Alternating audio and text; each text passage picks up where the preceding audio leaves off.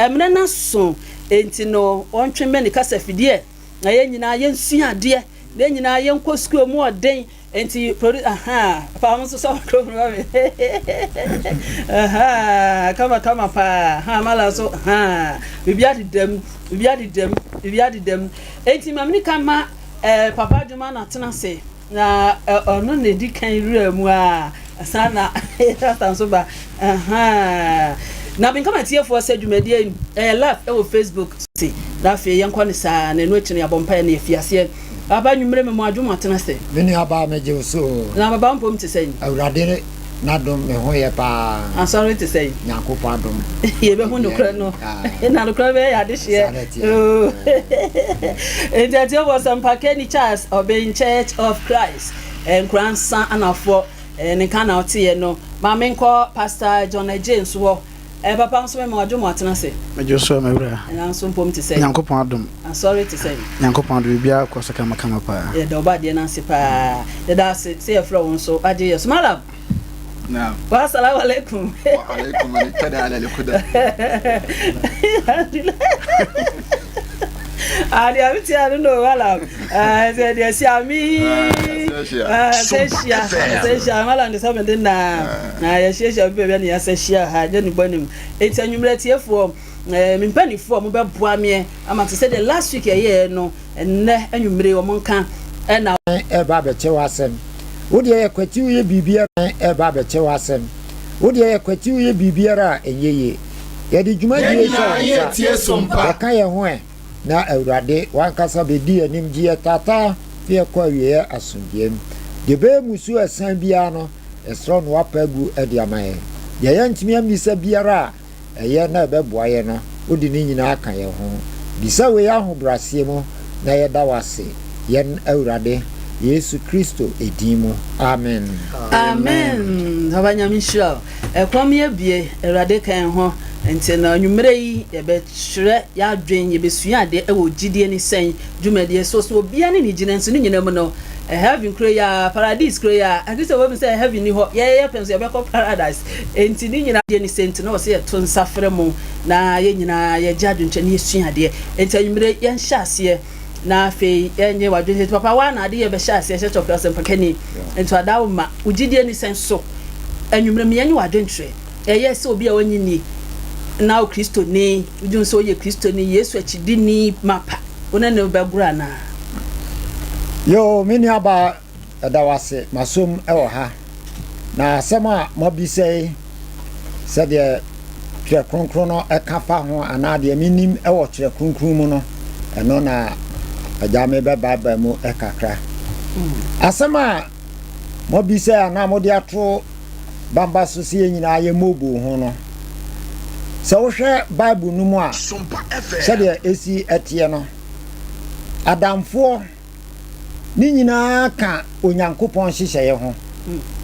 ono obo ade nyankopon obo ade no wona wode saa ayonkofa no anasa adamfo ye de ben ebaye enti se hwe bible no mu a nyankopon no wonamfo bebre ana ya awurade Yesu Kristo eye no doba no so a o ma no ebaye no awurade so ebaye no sebio ne namfofo no bible no kra ka ne prince o ma na o motiase a sabre o mu hunu agenkwa no so ahono na ne namfofo no ebebre nipa no nemom ahweye ana tresem na eka ho asem se yenye de ben yenhwe okay enti edi nkan no me pese yesu utumira na wa kiresie pese yehwe tresem no mu na yehu se yewura na yedi na chi no wo baaye no nipa no ono omonam okay so ahono na yenhwe na se yenso a yedi na chi no se yetu sa na mo no a yehu se de esi ye de ben etie ya tiase enti yanko Matthew asempa no eti du baako ebreniti memo no naposo Matthew chapter 11 verse 19 Matthew asempa no eti du baako nyimu du nkono yenti asem kakra eye de ben ewo ho na onipa ba no bae o se na onipa ba no e bae odidi na onom so ebe ya fa free du nwotwe no na yenya asem ni nyina free 18 na Yohane bai aha onidi na onom wow on say nyankopon ma Yohane edi Yesu Kristo anim enti tama Yohane de baaye no na won hyeda ni aduane Bible say ntutu mene wo ne niama na na ye na aduane aha enti na chesa akoye ti say nipa no hu say onidi ko aha na Yohane bai onidi na onom na wo se owo twagifo ne de bonefo adam nti dia na ye ka say twagifo ne de bonefo adam nti dia na ye ka say nipa de obeye bia nipa be kan ho asem Yohane baaye no won hyeda nidi wazi onidi o ene o mone so onipa ba no so e bai ono so didi na se wonom ene ade a afede minia yese wono so ati ase bue so ati ase aha na so nyansa nam ne nyuma so edibem aha nti nyansa so enam ne nyuma so de ben edi ebem so ano nti yewura no a chese obae no ni ade no obetena nipa mu ebeye aniama ebebri ene ade so ano aha nti obae no afi yanhwe nipa no no mo enam koluka asempa no eti dunku no enyimu a eye enso Luke chapter 19 verse 7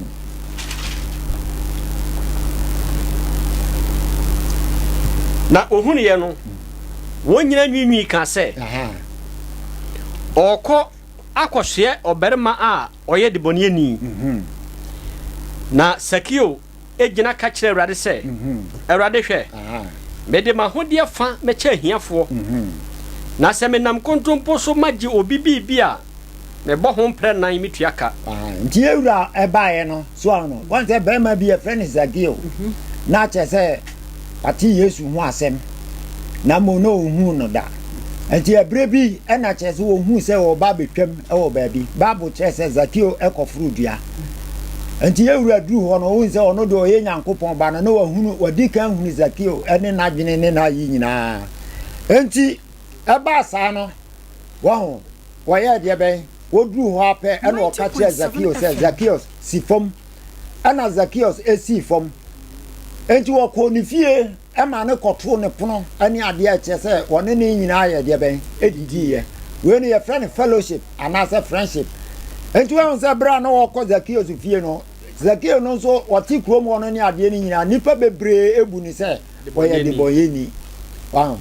nti se ye kenkan amia bebre ani ade a ye hunu se yewura ebaaye no na che se wone adebonyefo aye de ben etu anamon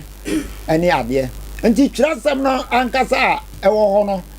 agidifo nso a wo mu bedi yewura chi ni titru na somafo no yenhwe de osomafo Paul nso na ono so oye de ben oye wo 1 Corinthians chapter 9 can free verse 19 to 24 1 Corinthians nguma na edin kan no eti enkono enyimu a eye dunkono ekopema bienu miensa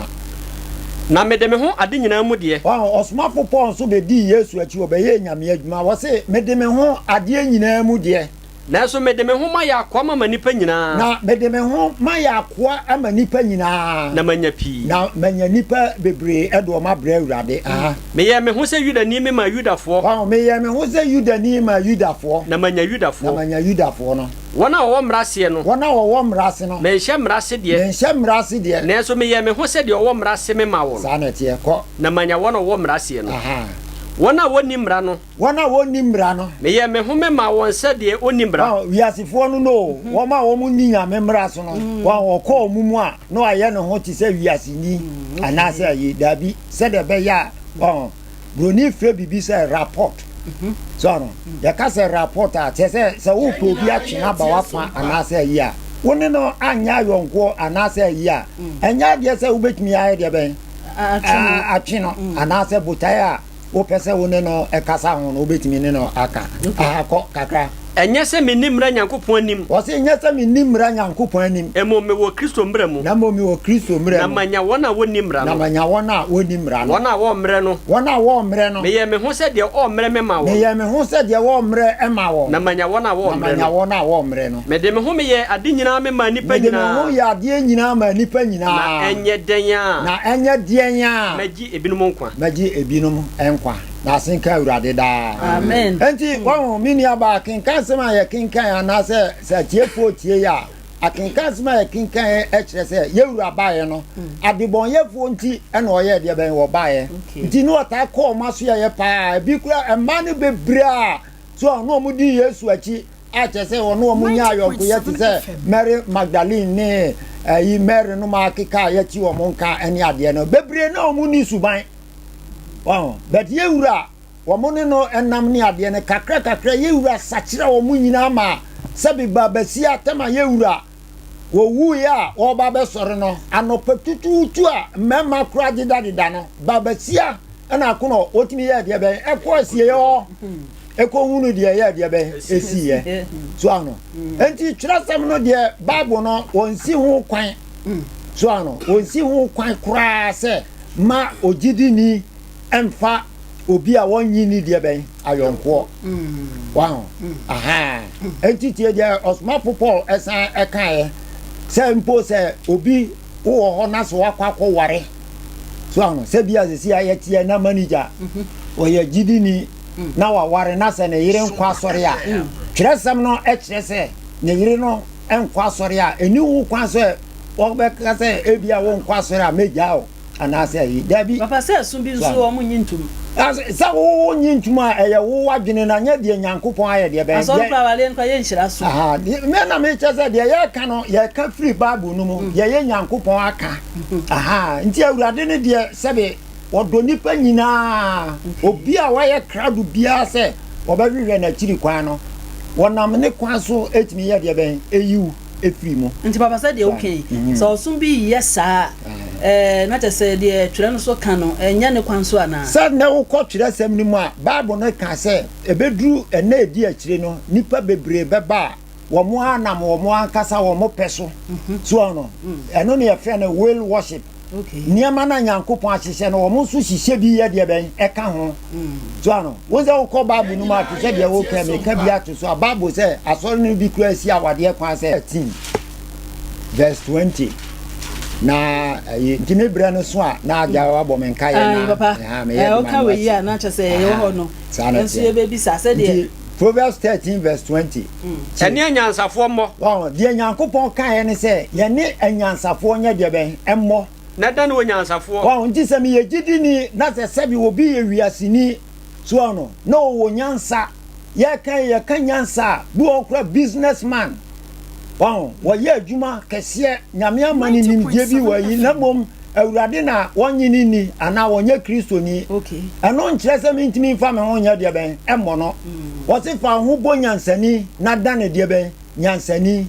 so ano nya business nko a ene ayi obi a wo ye niam bi a se fata bi a obi kura timi tufo wunya asem na kosusu ho kyere na so ano sebe obi kura ye gidi ni kura wan we futu odi be ma no kura no se wo wan fa nkwa dwendwene mu ye ni ayi a etimi du ko musuom papa o se ye ne yansafo na mo se de okay wo business mo no eno no se no no ye sonkon se bia wona ne bo se business adwen de o ye na opese e wutwe bie nti eno no de obenya firi onya wi a wo de ye manen kan si o se ye ne yansafo mo na da no anyansafo ne ada ne onyansafo na de one nkwasiafo bo no wow na de one nkwasiafo bo no ohuna mane anu nti na me che se wiasefo no mo nyina na nkwasiafo so no ye ka business na ye virtue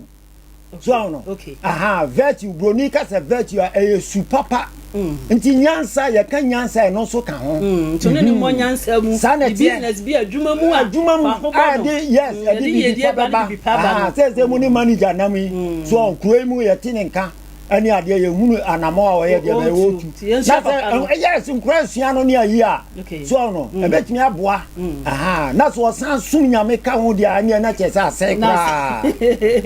baba ya tina said okay what do anu besim said apostle Paul so twere koma e wo 2 Corinthians 6:14 ofo bi di se sa nipa we de ada so ye wiase ni o ye gidi ni o mfa ho nya de ben emmo no bibiti se obi ya busunsun ni anase adwamamofo ana kromfo ani ade a ene babu na sisudia aha ntinye wiasefo nyina na ya kromfo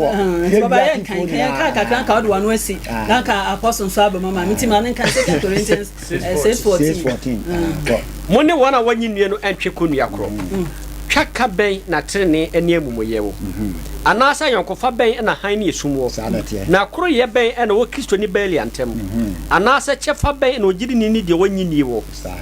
na baako ye ben na Nyankopon asori fie ni abosom wo na ye Nyankopon wote ase no asori fie se do Nyankopon aka se metena wo mu na manante wo mu na maye wo Nyankopon na waye me man 90.7 FM edimu mfiri wo mu na monte mo ho erade na wose amen ati papa eno no we chire mu ada ba eno na me chire say ye were categories of people want the specifics e wo mu ha want wo ye no what state say chefa ben na bosom ani Nyankopon asori fie ye de ben e wo ena me ka chire say wiasefo no nyo mu nyina na som bosom okay but also wo no aha ena nyo mu nyina na ya kromfo anaso wo mu ye de ben ne bone enti sa group of people ena Nyankopon say yemfiri wo mu nya de ben emfiri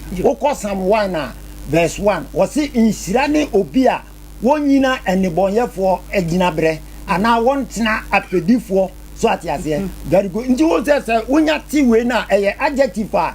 qualify that group of people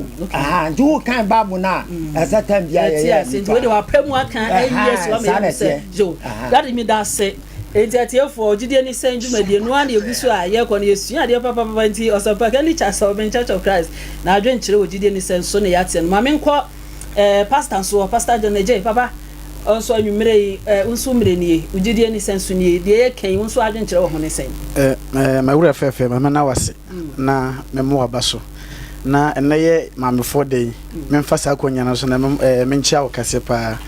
na mema abata wo wiase nyina happy Mother's Day the titire eye medoyere boahema Ophelia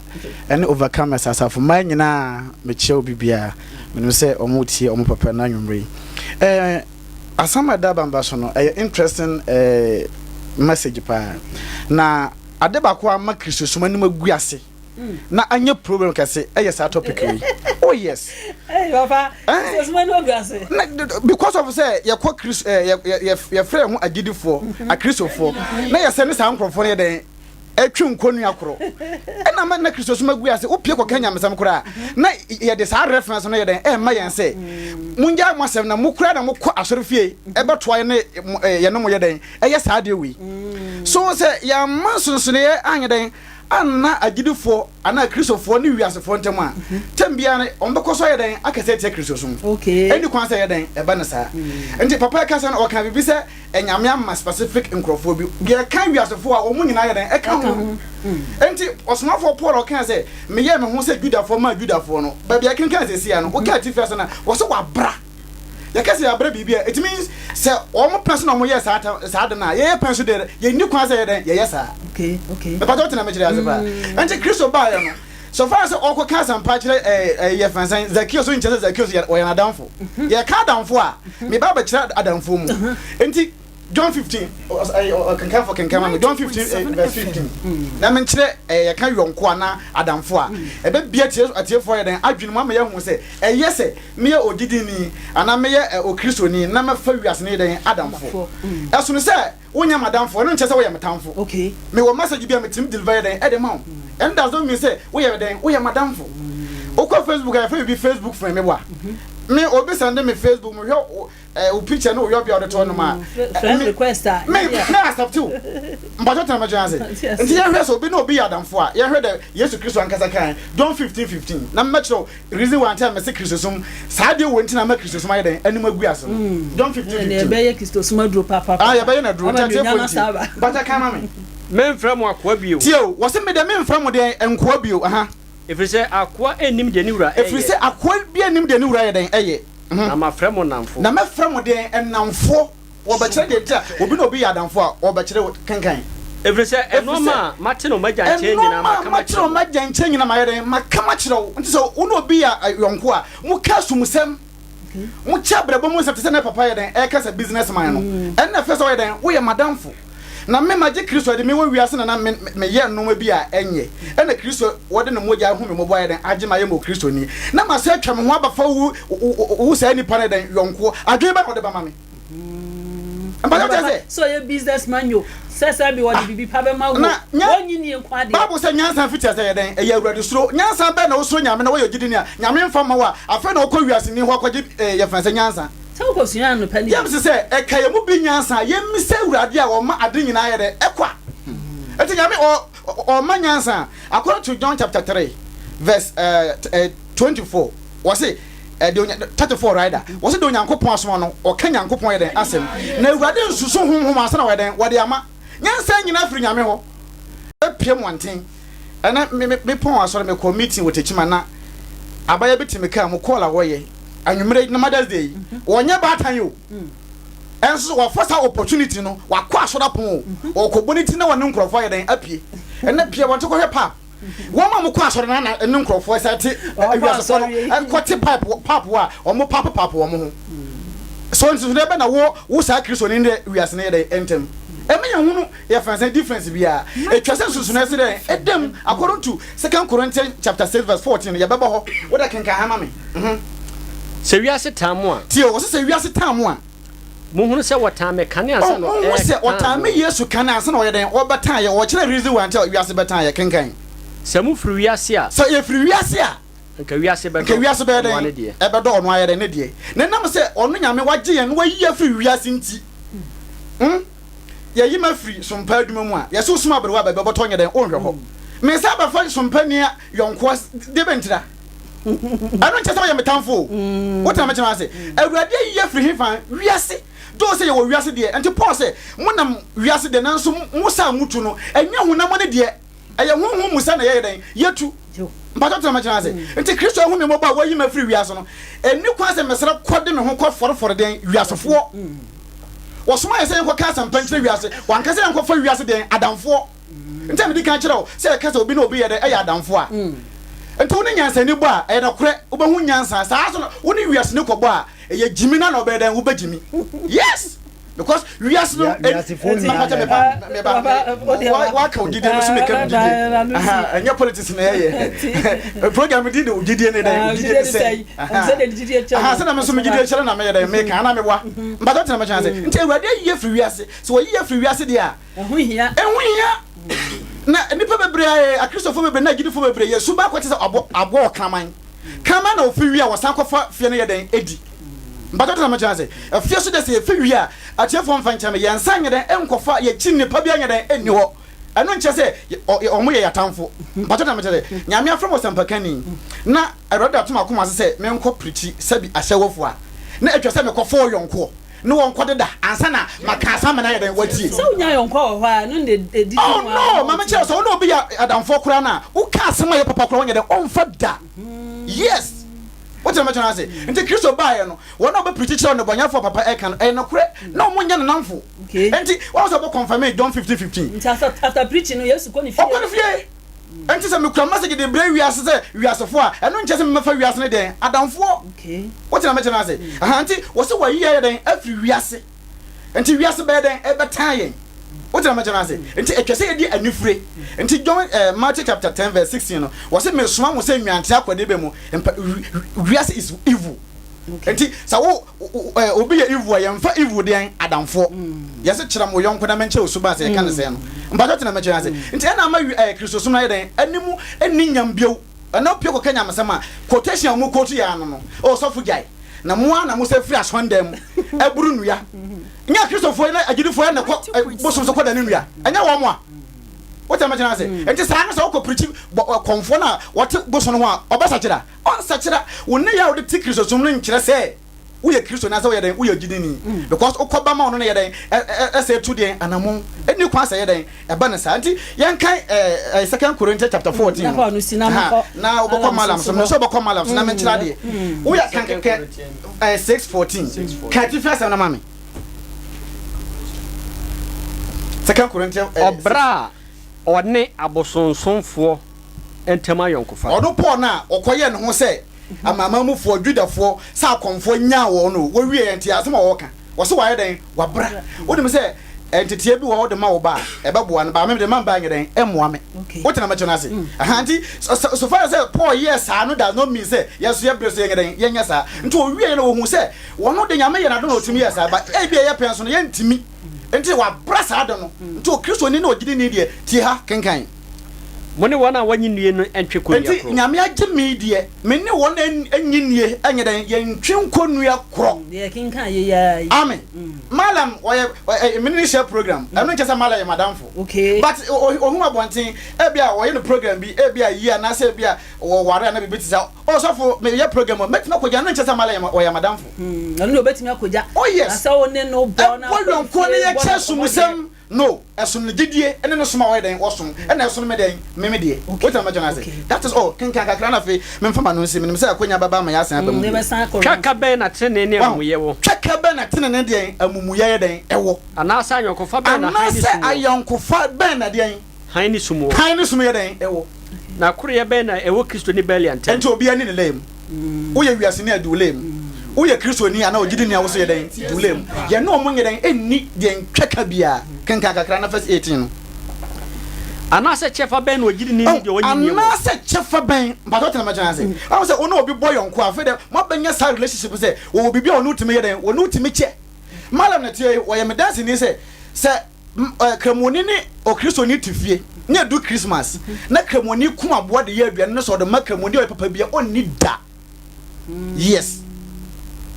malam the reason why na me minim the reason why by your pem one thing I say ye ma me nkremofo ma ye omoto wa che no na say tobi what na me tell say ba me kra me ni kremoni adamfo ba sa me wadamfo a say duru omo sala na de me so kum de brama me nyere me ni de ntira wo hu say ye Kristofo ye de no say anya kremoni na twa aboa na me ne na ehun ntim fa ma wo no sa na wo so de enwo nyere ehun ntim fa ma me me ne ne yonkofo bia okay nti say Kristofo na gidifo ye tim na nwumre si ehun sa de wei ne ya tena Kristoso mu ase pie ba na ye na adwamanfo boko bo adwaman ekonom nsa kwa num wi kwa ye abrabo a na ewo wiase na ewo mu bia na Kristoso na ye den ye gu nanim ase enti me de ma no si no Romans chapter 2 verse 24 wo se munti wo se me de wo hefa ewo amanaman me de si ana afia kwa enti papa ebetimi akotwe akra no de se de Yehowa wo kan se ye twe akra no ebetimi akwa nya msama akere wo kan wi a wo ko ba bi enti question bia mani ma ofie yes mama nya no say o question ye crusade wa bonten a question what be say question time crusade na what am I saying no me ba afia crusade amala ade mba say ya crusade bia what be say question dey e crusade na say enti Mark 16:15 was say ko cancer pana do bagi adi no ye mo na so de anye no ye nya no ne nyame wa ye den wa bu na tan ye den dada de akanya wadwuma 1 Corinthians 3:5 was me pour me dua Apollo gususu ba ne nyine no e awurade enti wo dey say wo ba deliver yes they can what me force no say chinchira wa den one for one sam na wa den wo dey aba no hu ya so obesra no ya so obesra na e bra wa gie di na wa ba ye o church member and e fa no e fancy full up what am I saying afa wo kɔ de nsrahwe na ma ba ka sama che wan gie ne me ba basra say me basra say me dey na wo ha me ba basra what am I saying so to koso na wo so na dia asampa ne nja ka ye guso ya ka kire wiase you find out for the no that's it enti e dey say enne so gidie ni so yesu ade instead obi agidie kire no Pastor John Ajay aka Fear Not Overcomers Church mama ko malam ho malam we bre no aka unso anwumre ogi me pese agidefo nyina te asese nyamesom religion am fantity mu amma okay enu kwa say my religion etiti yemu because religion no e kan nipa boom jadi ntine ma religion e betiti nipa yemu ade ntia e say obi ebisa no sa question we mi amete hoyi ana me no kasa yi me ma me efiri nkransan kropon ha ya wote bunyi suru nchen ha ya ma me epi papa epi but my decide say me conquer that doesn't mean say me ma me ayra me papa ayra what yes 90 points jadi ntina na ye betena ase na ma religion e betete sa abusua we nyina mu adamfo e kasa adamfo hona ye wadamfo ni obi onu ne katrim ponsem ko na ye wadamfo ye wa adamfo categories mako be sen nan nti ukọ islam a ye wa adamfo ye reference mawadda we nyankopon edi hye edi to nkremofo se emomu nna saa do na di edi nkyere abosonsomfo ana wo mo a omukutia wo mo gintra saa nipa no emiri biara wonu ne katrim po asem bia unse sumbie no eba amfa ntokwa na eba sumbie no wiase enti honom no wafa obi a wonye emfa so wonye kremoni ana wakofa na damfo ana na ya ne abosonsomfo na ekokokum na wonso abosonsum mu ana wafa na damfo secret bi wo ha obetimi adan didi a kire na ma yonkofa eda wo ni ntamti amana ko bonkrofo na mane sei na nkremofo na afa enti munya hweyi wo saa nipo na nyankopon ebo okoko oba oso obi a onkuntia entu mfiri ufie saa nipa wi